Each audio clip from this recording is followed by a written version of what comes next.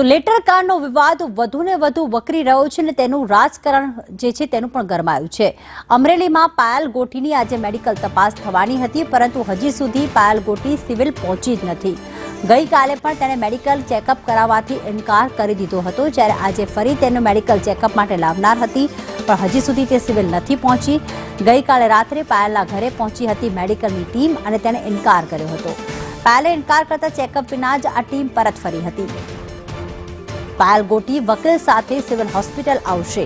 પાયલ પોતે જ જણાવેલ સમય નથી પહોંચી રહી હોસ્પિટલ, જેના કારણે રાજકારણ વધુ એક વખત ગરમાયું છે।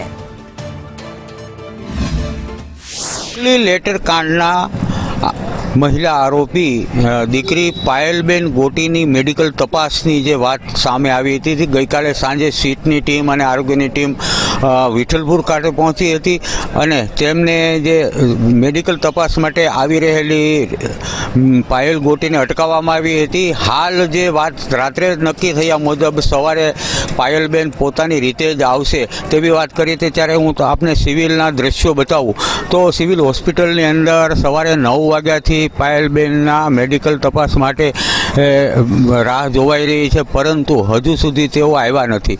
અને જે વિઠ્ઠલપુરથી સમાચારો મળી રહ્યા છે તે મુજબ તેઓ હમણાં આવું છું, હમણાં આવે છે, આવા વિવિધ પ્રકારના સમાચારો આવી રહ્યા છે, પરંતુ હજી ક્યારે આવે તે નક્કી નથી।